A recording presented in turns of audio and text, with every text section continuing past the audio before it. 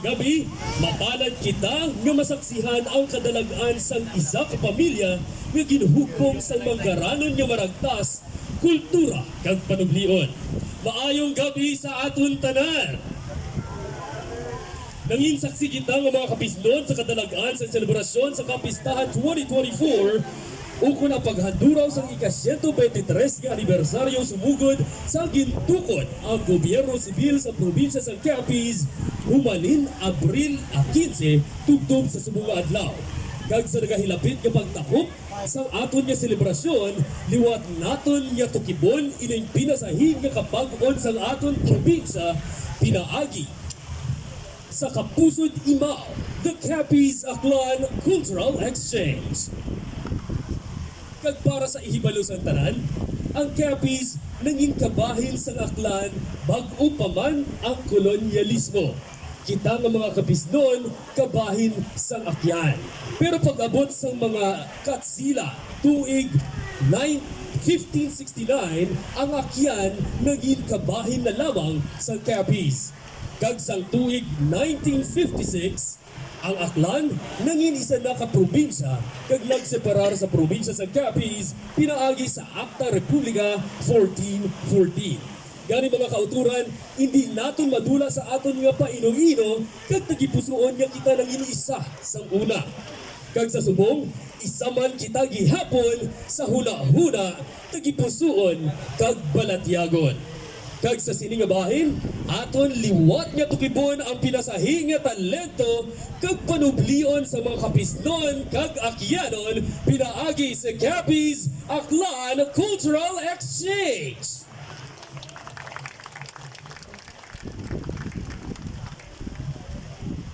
Sa pagsugod, ginaagda ang tanan sa paghatag sa katahuran sa aton pungsudnon nga hayaay.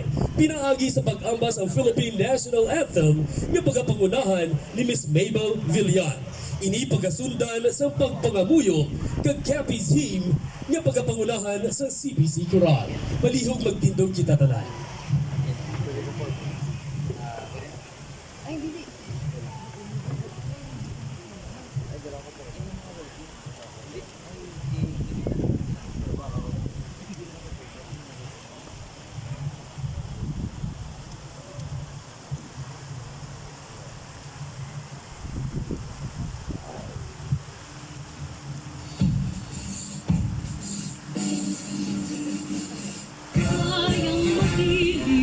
Bastang sinamatan, hanap ng puso, sa dibdib mo'y buhay. Lupang hinirang, tuwin ka lang magiging, sa manlulupig, di ka masisiin. Sa dagat at bundok, sa simoy at sa langit mong ipapal. May tira kang tulad, awit sa pagkayang minamahal. Ang kisnap ng watawat mo'y tagumpay sa nagbibigay. Ang bituin at araw niyang kailan pamay di magdidilim. Luma ng araw ng buwan ating pagsita, tuwa'y naging sa piling ko. Aming ligaya dapat may mga ating ang mabatay ng dahil sigo.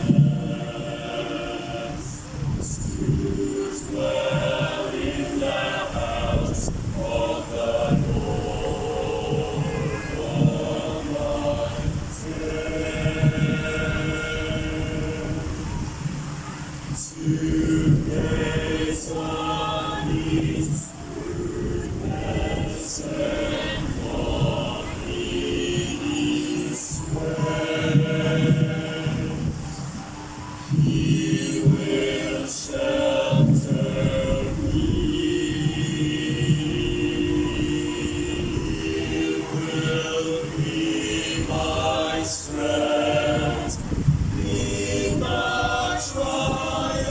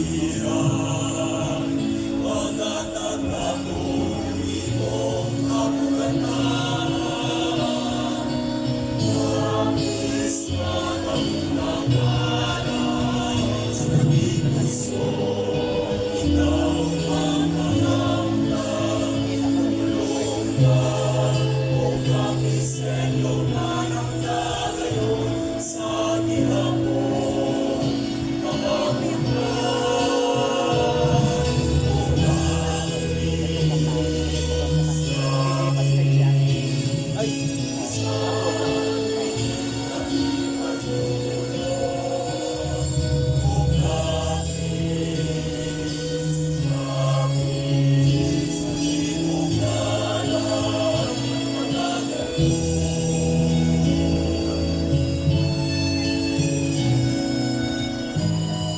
na, sarili lang. Baliwan. Ang order mo namin sa ilang pagwawan.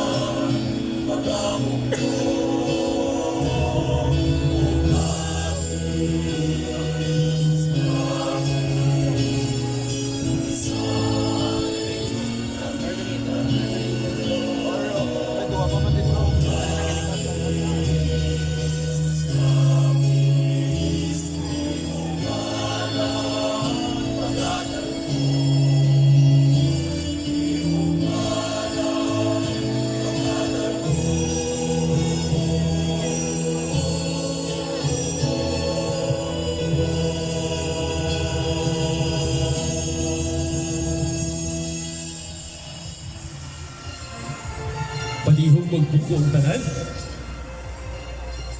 Sa silingation, aton pamatian ang mensahe sang halangdon kag mapisan nga gobernador sang probinsya Itaklan.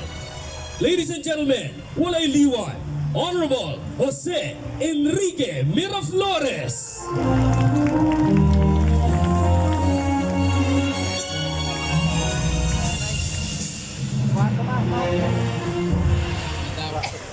Madamong gid salamat. Mayong gabi, kapisnon. Okay. To our beloved Governor, Governor Fred Castro, palakpakan din natin si Go. You're very energetic. And daw mas bata pag idan iya energy kasi sa ako. Sa aton nga Vice Governor, kay Vice Gov James, thank you. Thank you for the hospitality together with the Sangguniang Panlalawigan members of the province of Capiz. To our assistant, provincial administrator, my uncle, no? Tito Ricky Martin. My mom and Tito Ricky are siblings. And let me allow also to introduce our team from the province of Aklan, our leaders who are helping. Sangguniang Panlalawigan member Larry Sulidong, Honorable Jupiter Galinero, Honorable Teddy Tupas, our PCL President Rolly Iquiña, Honorable Jojo Cordova, our Senior Board Member JP Hada, Honorable Apple Cleope, our SK President Honorable EJ Mayor, Tolentino, Mayor Tolentino, and Honorable Mark Ace Bautista. And together with us, our team from the Tourism Office and of course to the different performers from the province of Aklan. And sa tanan-tanan ng mga kapiston, again, mayong gabi. When the governor extend his invitation for this Capiz Aklan Cultural Exchange, I did not hesitate or think twice, but lend our support and to showcase also what is the province of Aklan now. Before 1956, we are one. Before 1956, we are also called Capisnon. But with your generosity, in 1956, specifically April 25, ginhatag nyo gid ang amon nga sariling identity as Aklanons. And for 6 to 8 years, we have flourished as a province. And hindi gid namon malipatan ang inyo man nga ginhatag nga support na sa province of Aklan nga ara gid ang identity namon as Aklanons, as a province. That's why we are here tonight to show also our support bilang inyong younger brother. Forever gida kami nga among tawag sa inyo is kuya or manong dahil among gid na ang tuod siblings gid kita, magulutod gid kita. And with this cultural presentation, we are strengthening our relationship and hopefully to other things, especially helping our provinces, is most especially to our economy. So amo ginang importante nga dapat padayon atong pagbuligay bilang Kapisnon and Aklanons, and rest assured, as the governor of the province of Aklan, we are here to support our big brother. So again, madamo gid nga salamat kag maayong gabi sa tanan.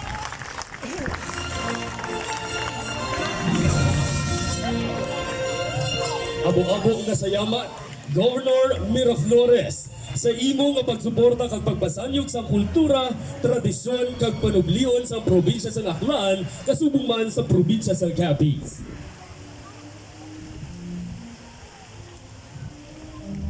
Sa siningabahin, aton man pamatian ang mensahe sa ngamay sa probinsya sa Capiz, ang wala nagakakapoy sa paghatag sa mahigugmaon nga serbisyo para sa mga Kapisnon.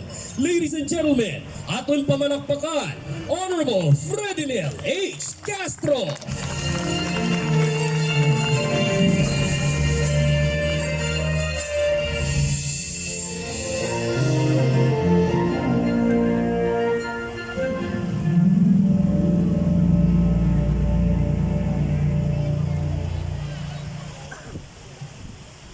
Tawag iti salamat Ginoong Manod Patulala.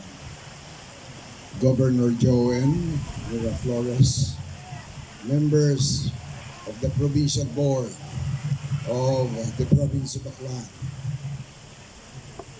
James Mitang Magbanwa, our Vice Governor, and members of the Provincial Board of the Province of Capiz, mga pumuluyo sa probinsya sa Capiz, mga tinapit nga bisita, mga kauturan nga nagikan pa sa iban nga lugar, maayong gabi sa inyong tanan.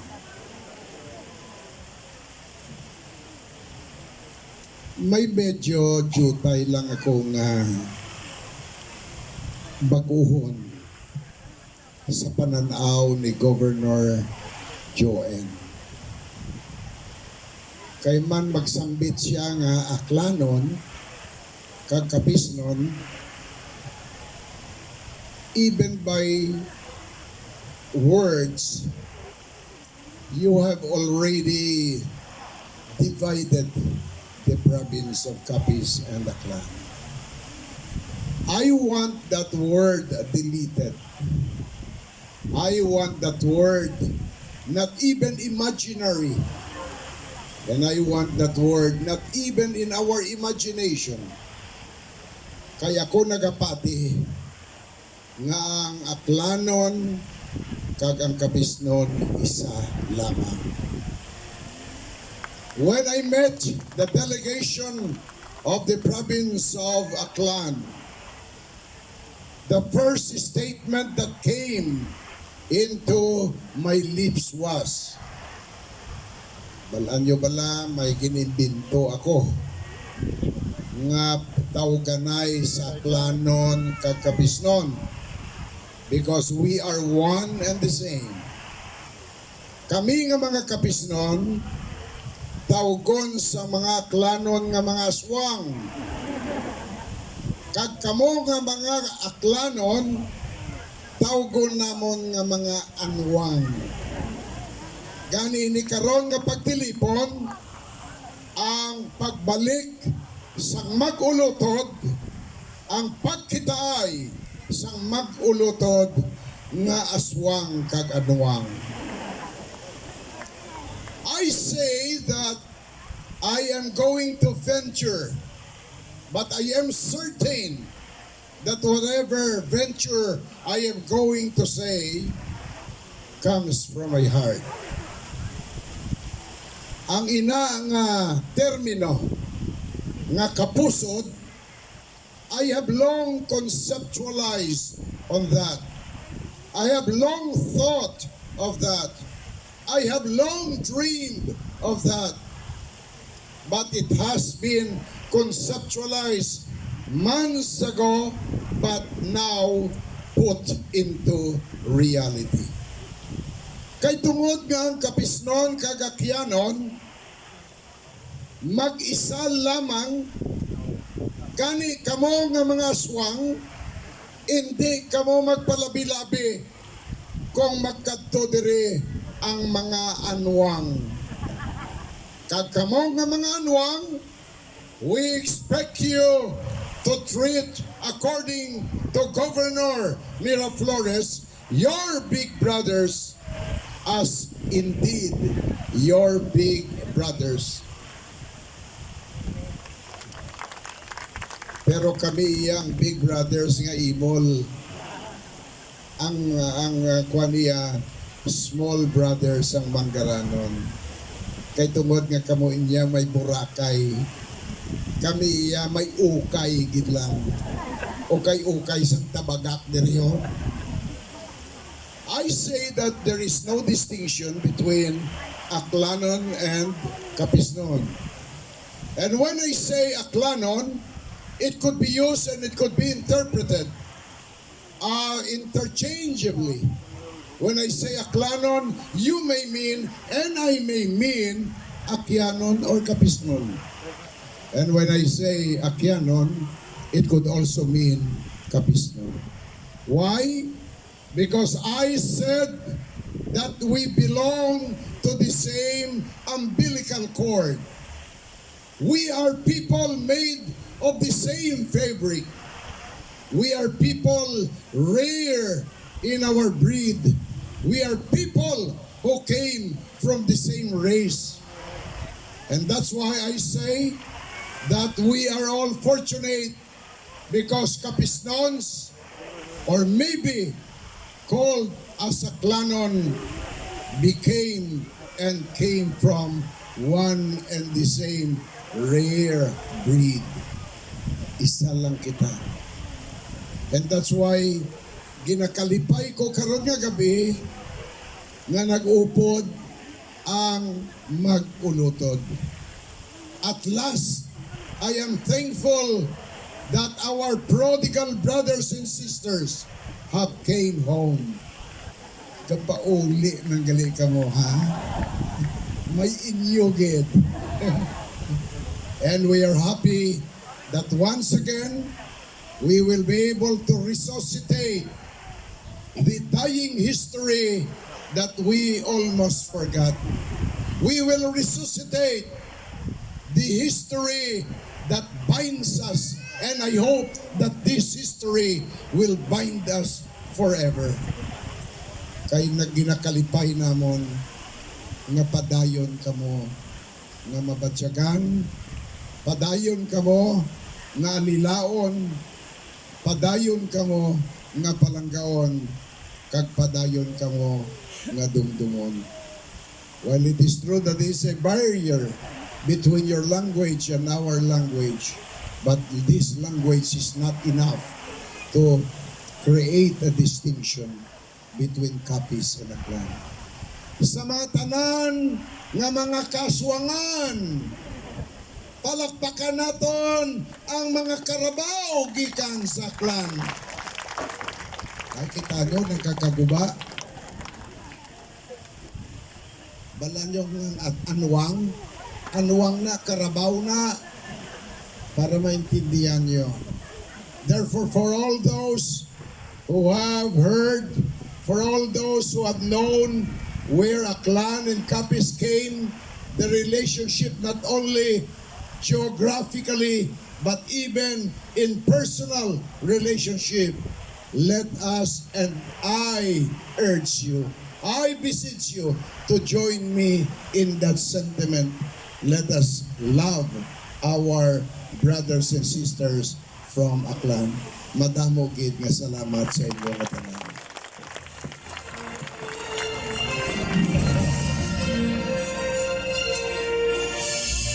Madamo gid nga salamat, Governor Castro, sa imo padayon nga serbisyo nga may yuhong kag balatyagon para sa pamuluyong Kapisnon kag syempre kasubong man sa pamuluyong Akyanon.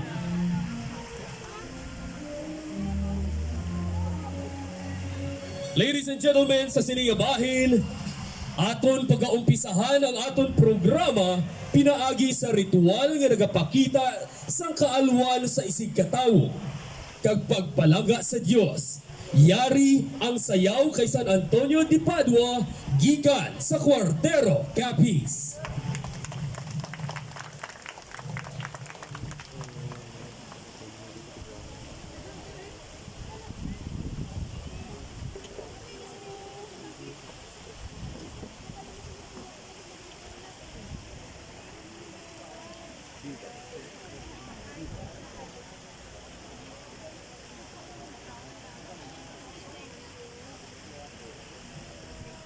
Sayaw kay San Antonio de Padua, a dance ritual performed by young girls, each holding a rope tied to the top of the pole. It has also come the people's way to offer thanksgiving to the Lord for the blessing that they received through the intercession of San Antonio de Padua. The fast-paced dancing while weaving the rope around the pole is the most anticipated part of this dance. Auditorium Nobles, palestrong mahal, lisensyang pangayo, kung daw makasarang, ining saludasyon, dunggon, pamatian, bangod sa sining fiesta nga ginasilibrar.